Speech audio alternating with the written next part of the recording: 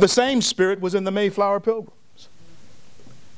When they left England, fleeing the tyranny of King Charles, they did not know, as they sailed the Atlantic, whether they would ever survive. And then when they landed here on these shores, they did not know if they would ever survive the first winter. There were no guarantees, not for them and not for the runaway slave.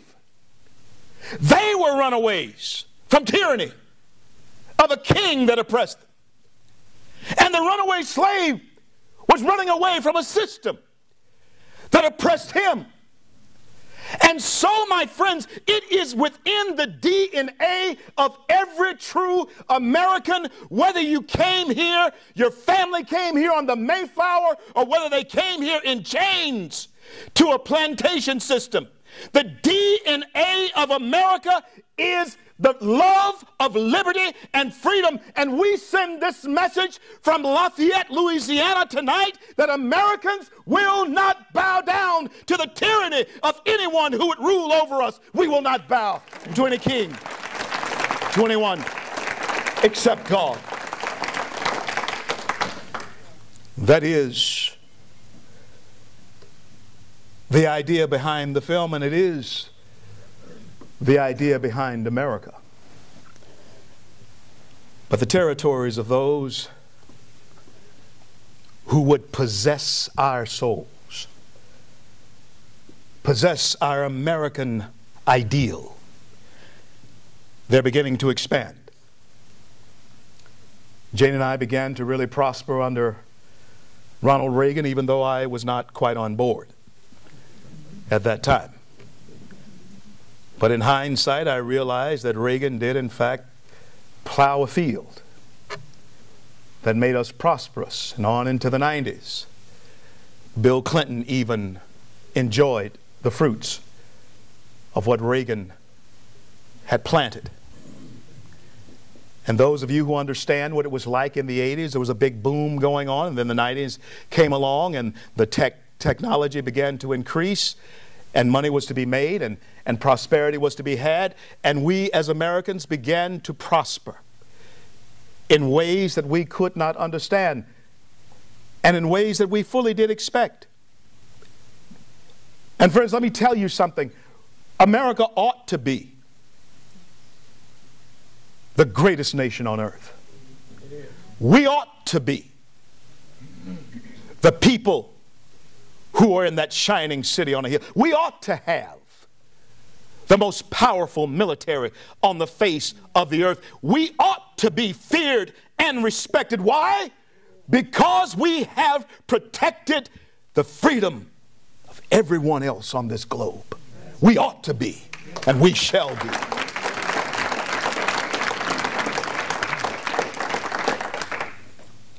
I don't know about you,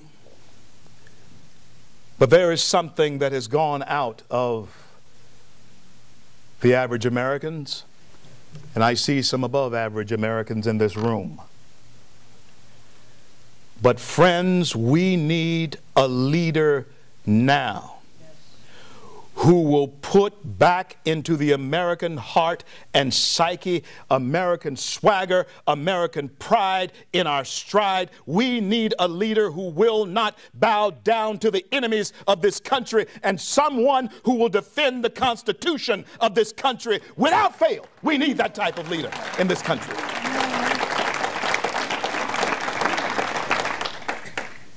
Pastor, I'm glad you're here tonight. I'm glad you have the courage to be here among these rabble-rousers and these patriots. Because I have pastored 3 churches across this country. The last church I pastored, I became a Tea Partier in 2009, spoke before that 1.5 million in Washington. I'm an original Tea Partier. And we were building a new church at that time, and I saw that a person of color was running for the presidency, and then I began to examine what he was all about. Pastor, I had the audacity to tell my congregation, my deacons in particular, just because he's the same color as we are does not mean that he has the same values. And they took issue with that.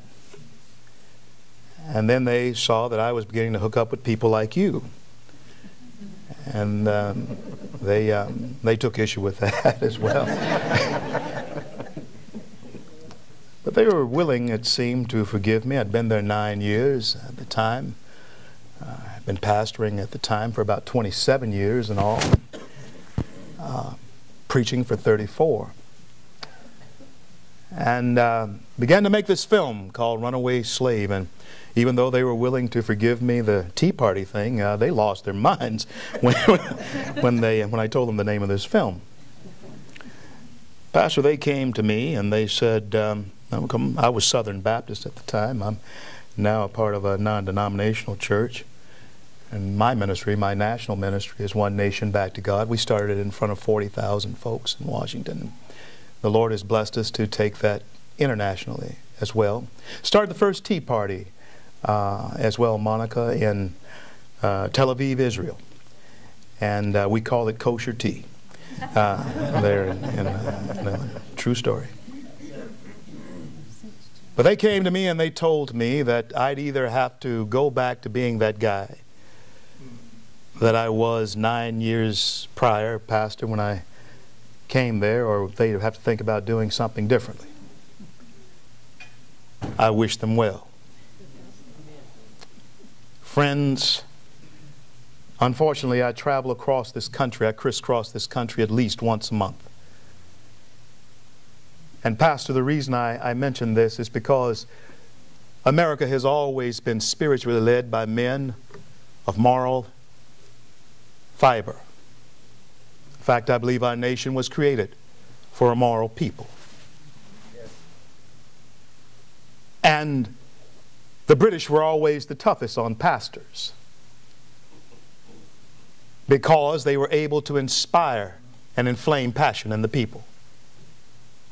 But unfortunately, I'm beginning to see in this country pastors who are too comfortable and too possessive of the comforts of their pulpit and the serenity of the four walls that surround their churches.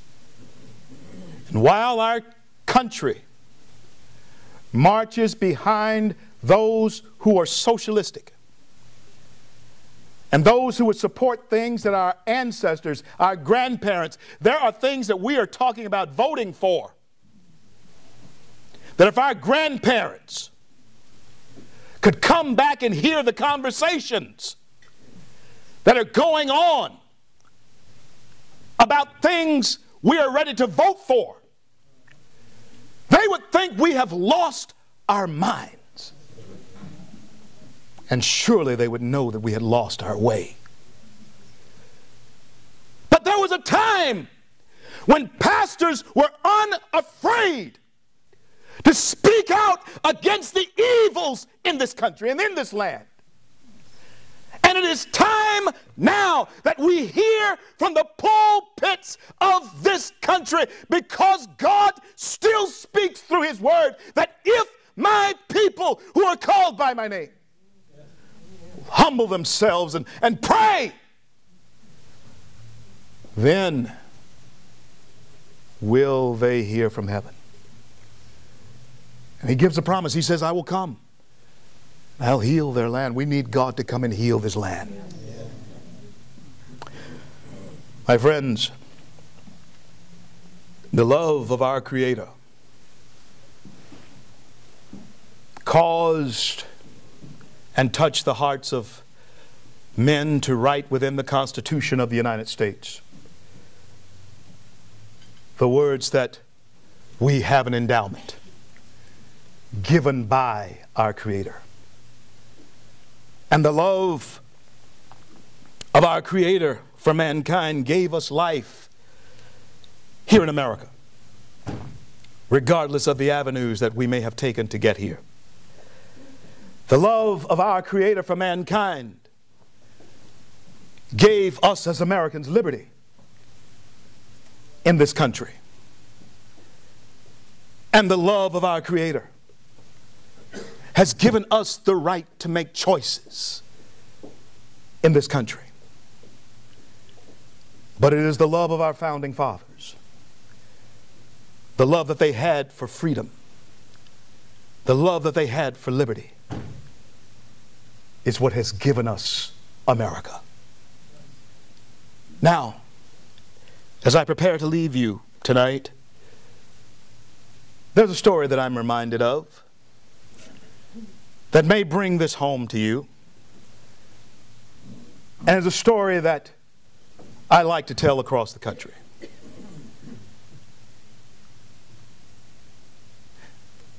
My father bought me a bike when I was 7 years old. His father, before him, the first CL,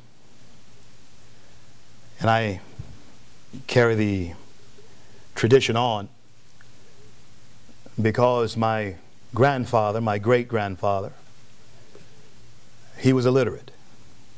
Great man. But if you wrote his name on the back of this wall, he would not have been able to read it. And all the boys, he would name an initial because he wasn't able to spell the names of anything. Girls, he gave names like May and Sue, June after months and stuff. And my great-grandfather told my grandfather that if there's something that you need and I can't get it for you, you don't need it. My grandfather said that to my dad. My dad passed it on to me, and I passed it on to my son. My dad was LC. And before he went into the Second World War, the induction officer told him, you can't come into this man's army without a real proper name. You can't have a name like LC. It's got to stand for something. And so my dad was trying to teach himself to read because he, at the time, only had a third-grade education. Somebody had given him a book called Alice in Wonderland. And he decided that he'd make those initials stand for Lewis Carroll, the author of Alice in Wonderland. And my name's Cleon Lewis, so I'm the second CL. And my son, I decided to name him LC. And they're about to have a boy, him and his wife, and so he owes me a CL.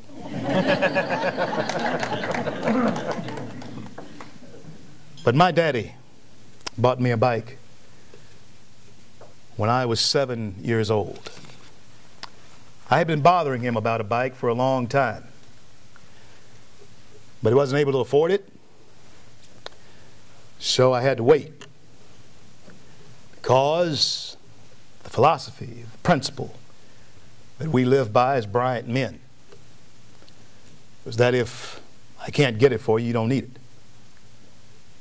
So at 7, he bought me this brand new bike. I was really proud of it. It had the big handlebars, longhorn handlebars, the banana seat, and all of that. I was a real dude. Bully comes along and he shoves me off the bike one Saturday. I was out tooling around our neighborhood because I was one of the few black kids in my neighborhood that could have one. Took my bike. Ran home. Told Dad. Got my bike took. He says, where is it? I said, I don't know. He says, well, you didn't follow them to find out where it is? No, I didn't. Came to tell you about it. He says, well, get in the car. We're going to go find it. I said, well, I don't know where they live. He says, I'll find it. True enough, we looked a little while, but he found it. There was my bike. Dad parked about a block away. And he looked at me and he said, "Go get your bike." I figured that since he drove me over there, he'd get out and go get it himself, you know, for me. He said, "Go get your bike." Now this bully that pushed me off this bike, he was bigger than me. But Dad said, "Go get it." I told Dad, he's pretty big, he's bigger than me. "Go get your bike." I was more afraid of him, my dad, than I was that bully. So off I marched to get that bike. And the bully saw me coming. He comes out and there was one heck of a tussle. Yeah, he got the best of me that day, but I didn't leave without my bike. Moral of the story, I asked my father later, he pulls me aside, said, "Daddy, you know, he scrapes and all this. Why did you do?" He said, "The reason I sent you after that bike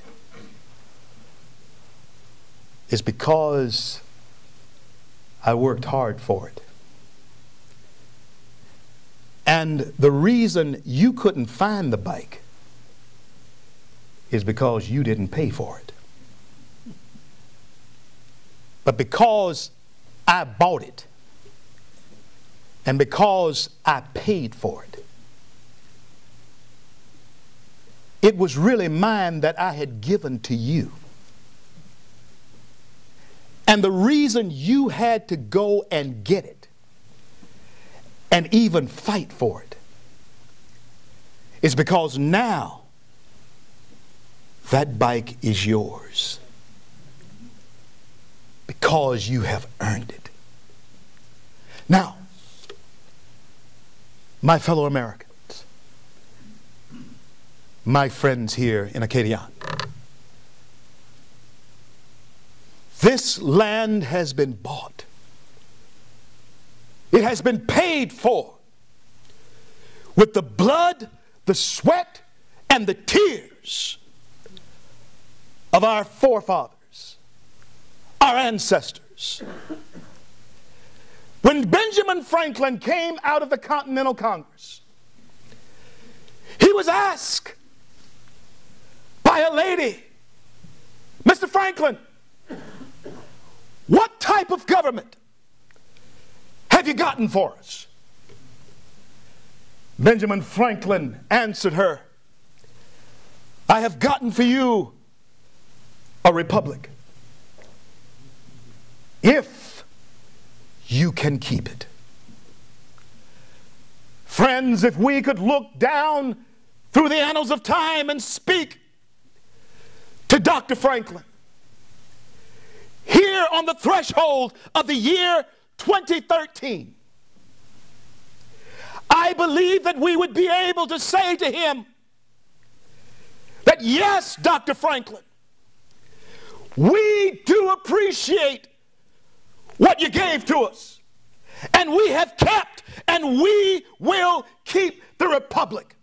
And my friends, as I leave you tonight and travel to parts of this country where many times I am unwelcome, many times shaking the hands of people who are unfriendly, many times in peril of those who are enemies of the Constitution and America, it is always good to know when I'm away from home that there's someone somewhere praying for me. And I need to ask you just one more question. Are there any patriots in this room tonight? Are there any Americans in Louisiana tonight?